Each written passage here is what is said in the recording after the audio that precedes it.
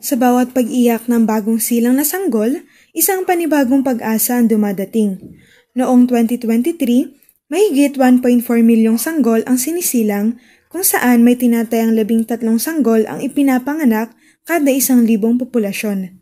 Sa kabuuang bilang nito, 52% nito ay mga lalaki, habang 48 naman ay mga babaeng sanggol.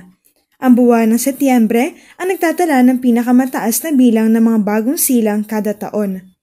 Kadalasan, sa mga paanakan sila nanganganak.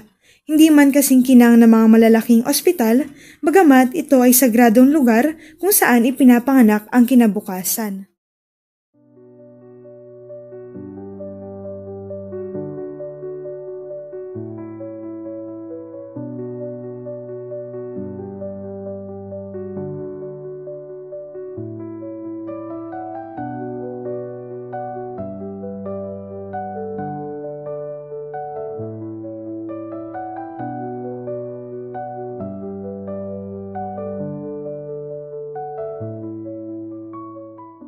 Sa bawat pangarap, may puhunan.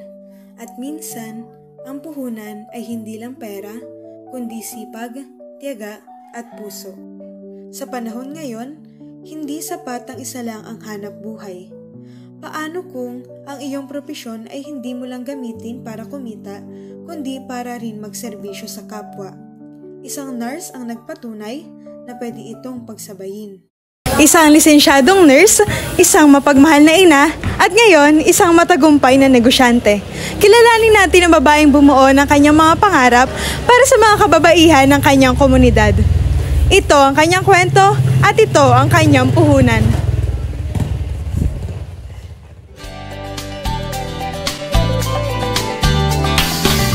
May puhunan! Kaya mo! May puhunan! Kaya mo! So, magandang hapon po. Pwede po ba kayo magpakilala? Pangalan po ninyo, age, at yung pangalan at location po ng inyong lying-in. Ako si Leia, na taga Pinagbuhatan. Ang aking lying-in ay nasa site ng Cainta-Rizal. So, Nurse Leia, kwentuhan niyo naman po kami. Saan po kayo nag-aral po ng nursing? Nag-aaral ako sa Bicol College, year 1992. Wow, medyo matagal-tagal na rin po pala kayong nurse. Sa pamilya po ninyo, may katulad po ba sa inyo na nurse entrepreneur din po? Meron ako, yung anak ko nursing din, dito din nagtatrabaho sa PCGH, saka yung pamangkin ko. Katulad ng ibang entrepreneur, mayroon ding nagtulak kay Nurse Leia para magpursige na itayo ang kanyang negosyo. Ma'am, bakit po ninyo naisipan po na lying-in po yung inyo pong itayo? Ano po yung, bakit ito po yung napili ninyong negosyo? Kasi isa po akong midwife tsaka isang nurse. So kaya naisipan ko magtayo ng lying-in. Bukod po sa lying-in, meron po ba kayong mga ibang pinasok na negosyo? Wala naman sa ngayon. Wala. Pero may balak po kayo na... May balak. Bigyan niyo po, okay na po bigyan niyo kami ng spoiler. Siguro business na store lang. Store po. Sa inyo pong tinitirahan po? Okay po. Siyempre po yung tanong po ng marami, magkano po yung naging puhunan po ninyo? Saan po kayo nagsimula at ilang taon na po kayo sa negosyo na ito? Hindi ko ma-sure kung magkano yung lahat-lahat ng naging puhunan ko kasi siguro maabot ng mga 500K. Kasama na yung location, gamit, mga permit, business permit, DOH permit, lahat-lahat ng mga permit. Kasi maraming permit yun eh. Tapos, nagsimula ako ng negosyo ko, ano pa yun, 2004. Pero nag-boom siya nung, pandemic? 2020. Yun. So, medyo matagal na rin. Tagal na rin, Hindi po ba kayo natatakot na magsimula po? Lalo na po yung pinasok po ninyong negosyo is healthcare and may kasama po itong malaking responsibilidad? Hindi naman po. Kasi actually, syempre pinag-aralan natin. Nasa puso natin yung pagtatayo ng ganyang negosyo. Tsaka, malapit ako sa mga buntis at saka mga bata. Kaya mas maganda yung naisipan kong itayo. clinic. So, mahal niyo po talaga po yung ginagawa. Yes. Paano po kayo nagsimula at saka paano po siya lumago po? Nagsimula ako sa maliit na clinic. Ano lang siya, kasi nung araw, hindi naman siya gaano mahigpit ang DOH. Siguro yung bahay ko kasi maliit lang. Siguro, dalawang kwarto lang. So, bali yan nangyari. Yung dalawang kwarto, isang paanakan, tsaka isang labor room, tsaka doon na rin nakalagay yung pagkapanganak. Tapos, unti-unti, nakakapag-ipon, lumago, nakakuha ng pwesto, lumaki, medyo na ngayon, naging 3-bed capacity na yung aking line E. Mga anong months po siya kadalasan na malakas po yung lying in po ninyo? Ang peak season namin ay mga October, November, hanggang December yon. Mga malamig na panahon. So, ilang empleyado na po yung meron po kayo sa inyo pong lying in? Isang janitor, isang on-call, isang midwife, bali 5. Ano po yung mga qualifications po in case po bali niyo po biglang kami po yung pumasok po sa inyo pong lying in? Ano po yung mga qualifications? Siguro basta graduate at lisensyado. Yun lang. So, meron po ba kayong kapartner po ba sa inyo pong negosyo na ito? Dati meron. Bigla siyang umayaw. So, lahat ng responsibilidad ako nang tumayo. Ano po ba? Kapamilya po ninyo? Katrabaho. Bukod po sa pagbuo ng lugar po kung saan po maraming buhay po yung pwedeng magsimula, ano pa po yung mga ibang serbisyo o produkto po na pwede nating makuha ng mga pasyente po dito po sa lying in ninyo? Isa na dun yung prenatal, check-up ng mga buntis, bigay ng bakuna sa mga baby, tapos yung panganganak, isa na yung dun sa lying in. Tapos minsan may mga tawag doon, may mga pumupunta ng mga nagpapa-blood pressure lang. Paano niyo po ba inilalabas po sa sa tao po, kunyari paano niyo po ina-advertise yung inyo pong produkto or serbisyo na pwede po nilang makuha sa inyo pong lying in? Hindi ako nag-advertise kasi kilala ko sa aming lugar. So, ang mga nag-a-advertise na doon, yung mga dating pasyente.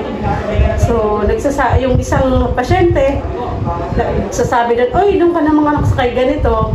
Kasi parang na yan parang kung sa hawa-hawa na yun. Yung mga ibang pasyente na napapaanak ko na, nagsasabi na doon ka na mga anak kasi nga okay siya. Maganda magpaanak, alaga ka. So, hindi ako nag-advertise. Sila na lang ang Kumbaga pasa-pasa na lang po na. Oo. Okay po. So ano po yung pinakatrabaho po ninyo sa negosyo po ninyo bilang isang entrepreneur po? Ano po yung sa tingin po ninyo yung mga katangian po ninyo or nung lying in po na ito para nakapagpaangat po sa inyo kumpara sa mga ibang kakompetisyon? Siguro, mura ako. Magandang serbisyo. Friendly sa mga pasyente. Minsan, pag may mga nagbibigay ako ng mga gift para sa kanila. Yun. So, ano po yung mga ginawa po ninyo para po masiguro yung kalidad po ng inyong serbisyo na mapanatili po ninyong maganda at pangmalakasan? Kailangan natin panatiling malinis ang isang lying in. Yung serbisyo natin ay kailangan maganda sa pakikipag-usap, sa pag-aalaga ng pasyente. Yun yung pinaka-the best na yan mo para umangat yung negosyo mo. Ano pong ginagawa niyo kapag may mga problema po kayong kinakarap sa inyo pong negosyo? Sa una-una, dasal syempre kasi pag may problema kailangan mo magdasal. Tapos, doon ka na mag-isip kung anong unahin mo para maging maayos yung problema mo. Kailangan mo makipag-usap sa mga kasama mo sa clinic kung ano yung problema para masolusyonan ka agad at hindi na lumaki. pwede po ba kayo magbigay po ng isang example po na problema na kinaharap po ninyo and paano niyo po siya nasolusyonan? Ang pinakamalaking problema sa amin, pag ang pasyente ay nag-a-abscon, syempre wala pang bayad yun. Tapos, nagkakaroon minsan na hindi pagkakaanuhan sa mga kasama sa clinic. Yun yung pinakaanong problema. Minsan kasi, hindi natin masasabi, may nagpapaangat ng parang yung sa loob ng clinic na iangat mo yung sarili mo sa di siyempre yung isa naman magagalit kasi ginagawan ka ng hindi maganda, yung pakikitungo pa, yung na nagkakaroon ng problema saan. Kahit dito naman sa hospital, yun din ang So, ano po yung mga ginagawa po ninyo? Ginagawa ko, kinakausap ko sila. Pinag-uusap namin. Tapos lalo na pag may mga problema kami tungkol sa pasyente, pag-uusapan namin anong mga dapat gawin. Okay. So, hindi kailangan na pagalitan mo yung kasama mo sa clinic, kausapin, mag-usap-usap kung anong pinaka-the best na gawin. Ngayon po, para kanino po ninyo inaalay po yung tagumpay po ng negosyo po ninyo? Inaalay ko ang tagumpay ng negosyo ko sa pamilya ko, syempre. Sa Diyos, sa taas. Kasi kung hindi dahil sa Kanya, hindi magbubom o kaya hindi magkakaroon na, hindi nagtatagumpay yung aking negosyo. Dahil yun sa mga anak ko, sa family ko, pati na rin sa mga kasama ko doon sa clinic. Ano po ba yung naging inspiration po ninyo para itayo po yung library? Naging inspiration ko kasi nga may mga clinic doon sa malapit sa amin. Ang mahal maningil. So parang hindi affordable. Naawa ko sa mga pasyenteng malapit sa amin na hindi kaya magbayad doon sa mga mamahaling clinic. So ang ginawa ko, parang kawang-gawa ko, tinayo ko yun. Pero hindi ako ganun kataas maningil. So ano po yung mga advice po na may bibigay po ninyo para po sa mga nagnanais din na maging nurse entrepreneur? Ang magiging advice ko sa kanila, dapat marunong silang makisama sa kapwa. May puso sila sa kanilang ginagawa. At para matagumpayan nila ang kanilang balak nilang pagtatayo ng mga ganyang negosyo. So, yan lang. Maraming salamat po sa inyo po and sa line din po ninyong more power po. God Thank you. Thank you. Thank you.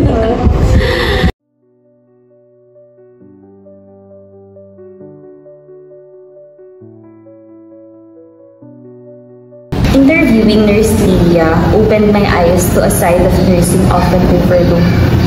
Nursing with an entrepreneurial heart. What began a small converted home became a trusted birthing clinic that continues to address one of the biggest healthcare gaps in our country: affordable and accessible maternal care. What makes her journey stand out is not just what she built, but how she built it. Through resourcefulness, compassion, and unwavering faith. She didn't wait for the perfect capital or the modern brand. Instead, she relied on word of mouth and personal connections, strategy that is bold, old-fashioned, and powerfully human. That's innovative on its own, right? As a student nurse, I often see myself boxed into the clinical roles.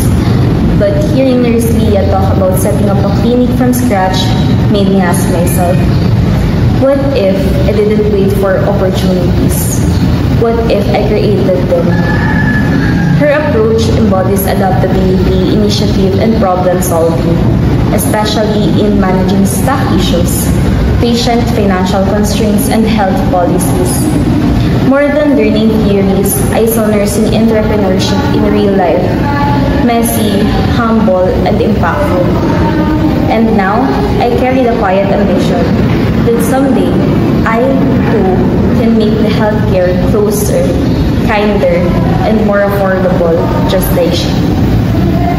Aside from giving the best holistic care to our patient in a traditional way, through our creativity, we could make a difference to our patient and to the rest of the world, and innovate something useful in a creative and adaptive way possible. especially in an evolving generation. And by that, what I really learned about the interview with Nurse Leia was not to let our fear prevail over us and not to be afraid of taking risks. Sa interview ni Nurse Leia, naipakita dito kung paano niya tinalo ang takot and nag-take ng risk to have a beautiful result, which is now really evident as she has now having her own birthing clinic.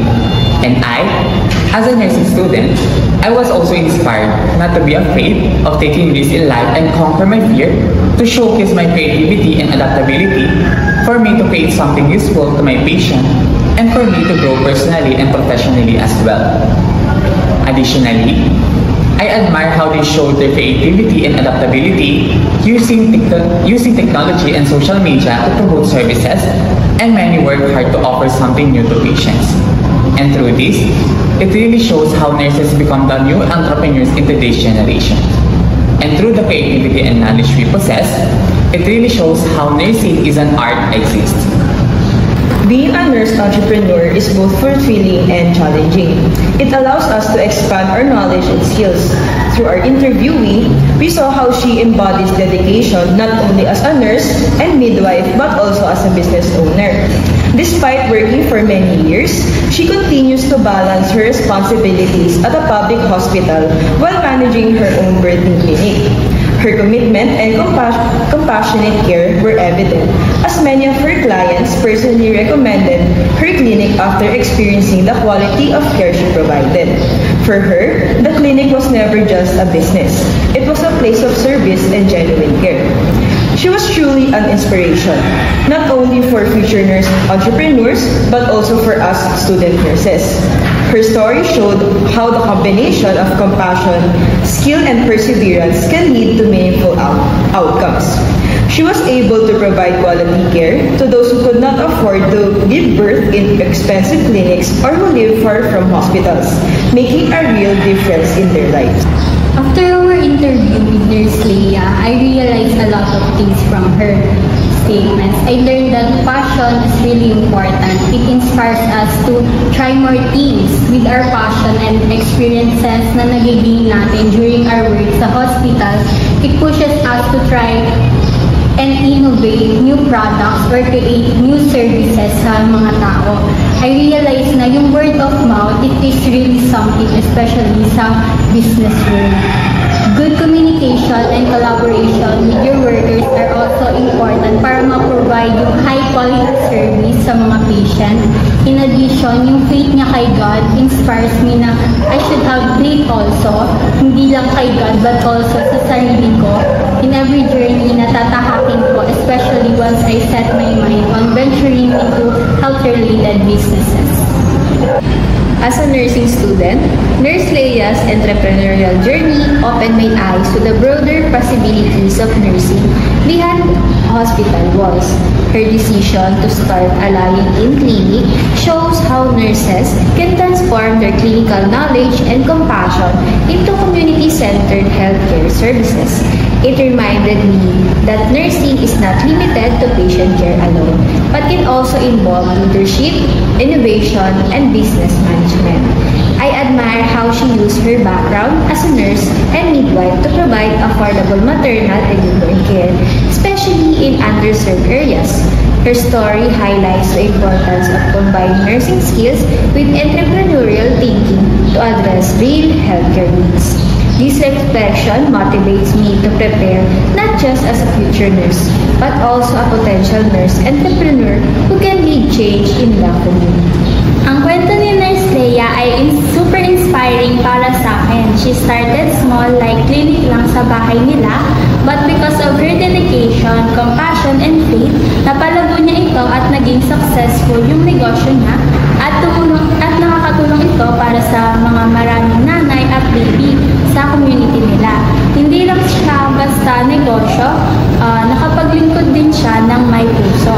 And na-realize ko din na hindi mo kailangang magkaroon ng kapital na malaki or maging sobrang yaman para makapagsimula ka. Ang halaga ay may passion ka sa ginagawa mo at handa kang magsikap. Sabi nga, kapag puso ang pinairal, tiyak na may patutunguhan. Dahil sa kanya, mas lalo akong na-inspire na maging nurse na hindi lang magaling, kundi may buhay at may tunay na layunin na makatulong sa iba. The story of Nurse Leah illustrates the profound impact of a purpose-driven entrepreneurship. Her business isn't just about generating income. It's a direct extension of her deepest desire to provide a better life for her children. This powerful motivation is what enables her to overcome immense challenges, such as working a demanding full-time job as a nurse in Pasig City General Hospital and sacrificing her precious sleep. Her love for her children acts as an inexhaustible fuel, transforming exhaustion into determination and obstacles into stepping stones. This isn't merely about financial gain, it's about building a legacy of comfort and opportunity for her family.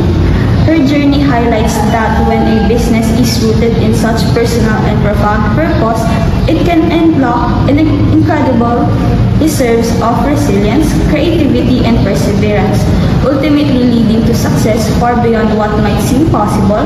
It's a testament to how love can be the most potent driver of entrepreneurial spirit.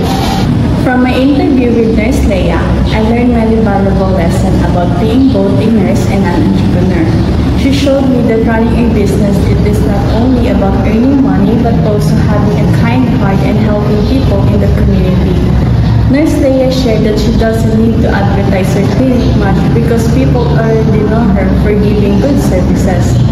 Her patients recommend her to others, which means she earns their trust through their hard work and care.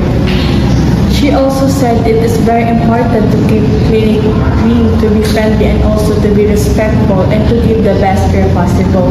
These small but meaningful things help her clinic to grow and stand out from others. When problem comes, like patients who leave without paying or misunderstanding between staff, Nurse Leah stays calm. She prayed first, then talked with her team to fix problem together. I admire how she chooses peace and teamwork instead of fighting. What touched me the most is how she dedicated her success to God, her family, and her children. She was inspired to open a business because she saw that many people could not afford a high prices of other clinics nearby. That compassion led her to create a place that gives quality of care and as well as a price that people can afford. As a nursing student, I realized that nursing it is not just about a medical skills. It's also about having a good heart, working well with others, and also thinking what is the best for the patient. Nurse Leah's story made me inspired to follow this path, not just to become a nurse, but to become someone who truly serves others with purpose and love.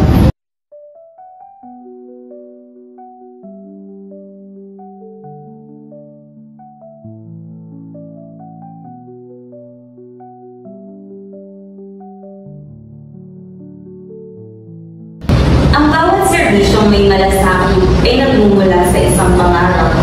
At sa likod ng bawat pangarap ay isang taong handang magsakripisyo, maglingkod at magtagumpay. Siya ay isang nurse